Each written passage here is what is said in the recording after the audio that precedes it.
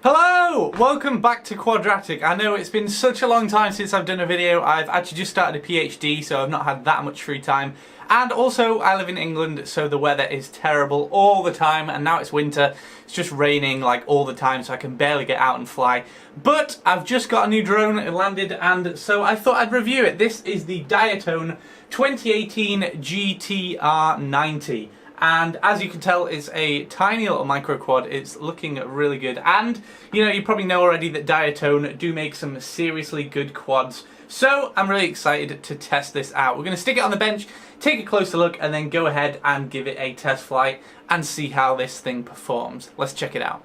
Okay, so here is the quad itself, and I'll quickly show you what's also included in the package. We've got a battery strap here, a few of these spare parts, 3D printed parts for the quad, we've got a spare XT30 connector on here, which is quite nice, some spare screws, cable ties, and also a couple of rubberized bits to put on the bottom of this as well to protect that battery on the bottom. We've also got a couple of prop guards and also the 2-inch props themselves. It's listed as blue on the website, although if you scroll further down it says that all of them are shipped as white, and if you want the blue prop guards and also the props you have to buy them as spares. So it looks like the only thing you're going to get is white. There's no variation in the send out of these. And also we've got this strange little looking piece which is actually what everything is mounted on, so we've got a spare one of those as well. And I think I'll talk about that first because that's probably one of the most innovative things on this quad that I've seen, and you'll be able to see it here. This is actually a completely 3D printed mount for this stack here. So there's no screws, no standoffs. It's completely designed specifically for this quad, and it all fits on there really nicely, which I think is a great touch. And it also is obviously 3D printed. It's quite flexible, so that's essentially like sort of shock mounting the entire stack on there, as opposed to having really rigid screws, which I think is really great because we've got a component on the bottom here which you can't actually screw in, so they've overcome that by actually being able to just slide that in and then unslide it as well if you want to take this all apart, so there's no screws needed for that bottom bit. And you'll be able to see on here it's actually coming out. We've also got included in that 3D printed part a little sort of I guess pipeline for the antenna to go in. This is the video transmitter antenna, which is a really nice touch. So rather than that sort of having to glue it to the quad, stick it to the quad, or use one of these cable ties and go sticking off, it's actually built in to the mount on here, which is really nice. So that's a good thing. Talking about the mount, I'll go through what is on it. At the bottom here, this is probably one of the best things I've seen on a mini quad. This is actually a TBS, which is Team Black Sheep. If you don't know what that is, it's basically a really good high quality video transmitter made by Team Black Sheep, and they're really good producer of quad parts, and they're used in a lot of pro and racing quads. So this is their Unify Pro HV video transmitter, which if you know Team Black Sheep at all, you'll know that this is an incredibly good video transmitter, and it actually goes between 25 and 800 milliwatts, so there's going to be no trouble with range at all on this thing because it is an incredibly tried and tested piece of transmission hardware, and it is going to be seriously good. It does look like it's going to be a bit hard. I think the buttons on the top of that bit there you might just be able to see, so you might have to kind of wedge something in there and give it a little press when you want to change the frequency or the channel as well. So it looks like that might be a little bit tucked away, but you could probably dig something in there and press it, which might be an alright solution. Looking on top of that, you'll see that's what we've got the motors connected to. This is an all-in-one ESC, so rather than having 4 individual ones, we've got it all in one little nice thing built into the stack. And this is actually, I think it's F15HV is the name of it. This is a D-Shot 600, so not the latest, but still pretty good ESC, and it's rated at 15 amps. So not the maximum amount of thing, but you see we can still handle 4S on this bad boy, which is still very good. I think this is actually rated for 4S, that's its best performance, so that is really good. And I doubt we're going to be using 5S on mini quads like this within the next couple of months. So this is definitely current and is good enough for pretty much any 4S battery you're going to be wanting to use. I know we've had sort of mini quads with higher rated ESCs, but you know, I'm not going to complain about this. 15 amps probably is enough, especially if it can handle 4S well, then that'll be really, really good, and we'll be laughing with that.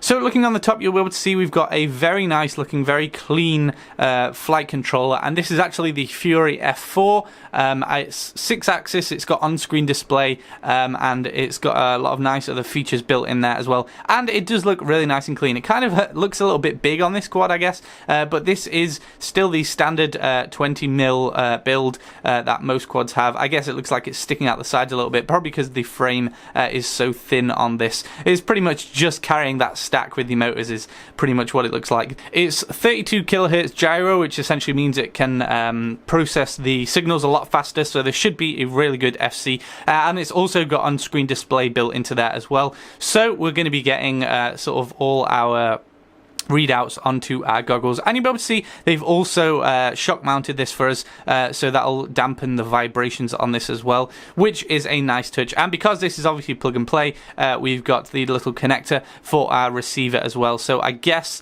if you've got a micro receiver, you could probably slot it in the top here, or maybe down this side in here. I'll have to plug mine on and see where it best fits. And speaking with the readouts, you'll notice on this XT60 connector, XT30 connector, we've actually also got a tiny little current sensor as well. There you go, XT30, and there's a basically current. So this is just, and it's Diatone branded actually, which I didn't notice. So this is just a current monitor for what's coming out of your battery. So that's a really nice touch on there as well. Heading over to the motors, I'll zoom back in on these. These are Diatone branded again because they like to produce a lot of their own stuff, and it is generally quite good quality. I'll zoom in on that. So that's racing branded. These are 1104 motors, so 6000 kV, and these are branded, or at least marketed at having 200 grams of thrust on a 4S. So with this quad weighing about 60-70 grams overall, this is going to be producing almost a 1:10 thrust ratio with these motors on here and this quad.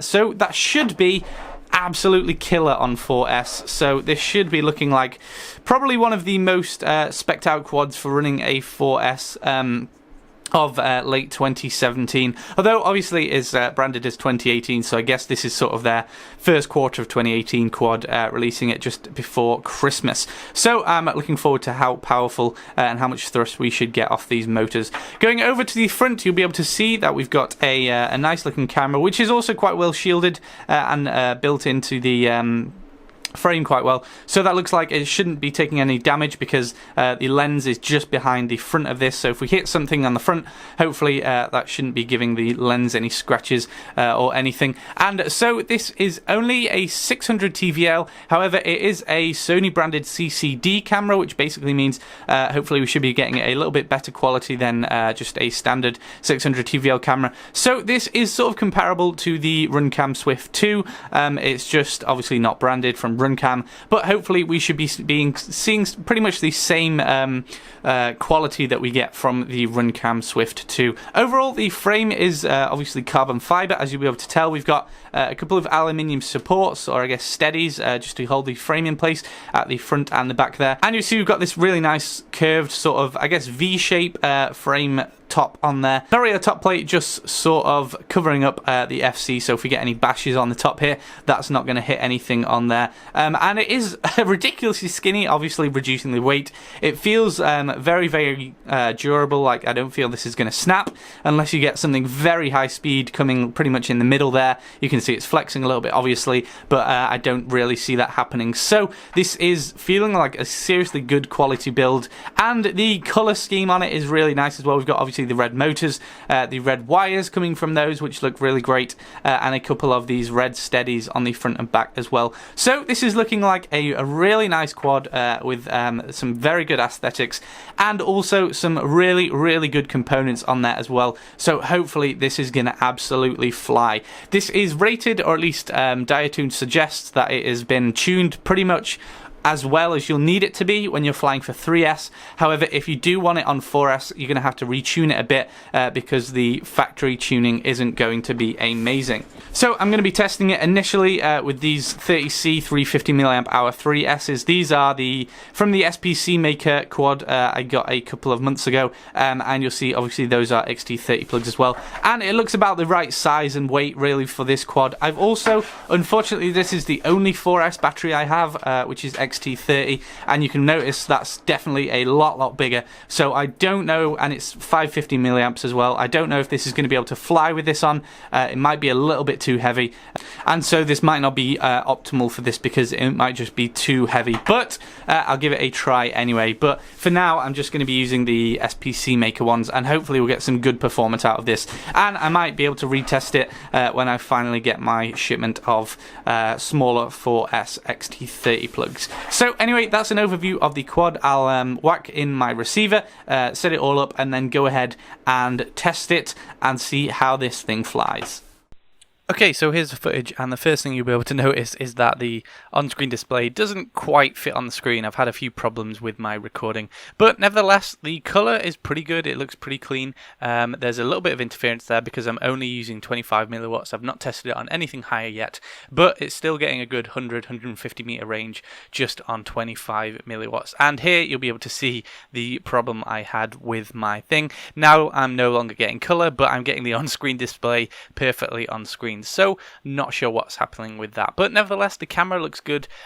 This was filmed sort of just as the sun was setting, so there wasn't a lot of light, but it's still looking pretty good, and you'll be able to see we have got a lot of power. We've got a pretty accurate ampere reading on there. You can see it's drawing quite a bit when I throttle out, and this is really good when you put it on full throttle because this really does pack a punch with those 200 gram thrust apparent motors. You can really tell. This is obviously only on 3S. I've not managed to test it on 4S because I had a crash that we'll get to in a sec, but it is very good. You'll see this is straight out of the box. The rates are good. The PIDs are pretty good as well. We're getting a lot of nice free flow movement on this. It's not jolty at all, it's not jittery, and it does feel really good to fly. You'll see I can just whiz about. This thing is really fast, even on 3S. It's really impressive, and like I mentioned, you can see probably it's a shame it's not in colour, but even in black and white it is looking quite nicely defined. And here's the little crash. I just went over, didn't realise how close I was cutting it to that tree, and completely crashed. And here it is after the crash. The annoying thing is that it doesn't come with spare propellers because I've got hundreds of these little 2-inch ones, but obviously they're far too thin to provide a lot of thrust for these motors, which is a bit annoying. I don't actually have any of the correct size for this, so unfortunately I couldn't get back out and test the 4S on this. I'll have to order some of these and see if I can test it again. But you'll see we've had 2 of the props break, and you'll also notice if I zoom in, we've had a little bit of a snap off of the top sort of screw part of this 3D printed bit, as well as the bolt on there, so that's a bit annoying. It's still pretty rigid in there, obviously, because it's got the other 3 screws, so you could probably fly more or less okay with that, but obviously that is why they have included the spare 3D printed mount, because this is not 100% rigid, but you know, you get a lot of snaps in things like these when you use the plastic standoffs and screws as well, so a little bit annoying there because it is a bit of an effort to take this whole thing off. I undo everything and then put that back on, and then put everything back on there, but obviously it's quite nice that it's 3D printed, so you could probably get quite a few spares of these for pretty cheap. So a little bit of a disappointment that that's broken. Other than that, there doesn't seem to be anything wrong. The frame still looks pretty solid, and everything else looks all intact. There's nothing else broken. All the other 3D printed parts are okay. So apart from that little crash, and obviously the camera has changed angle a bit, but you can obviously change that back yourself. So on that little crash, apart from this little bit here, which is, like I said, quite annoying, not too much damage, which is okay. And you will have been able to see, obviously from the footage, that this is a fantastic flyer. Straight out of the box, flies really nicely, and it's got got a hell of a lot of thrust, so definitely not an indoors quad, I'd say, not in the house at least. And also a quick notice, you see I put my receiver on the top here and just attached that with a little cable tie and taped that on there, so that's pretty good for staying out of the way, although obviously it kind of takes away from the slimline aesthetic. It would have been nice to get another pipeline on here, maybe on this side, a thinner one, so that we could fit the receiver wires in there, but yeah, anyway, so I'll stop rambling now. Check this out, links in the description, and I'll see if I can get some new props and test this with 4S, because that will be something to see. See you next time, guys. Peace out.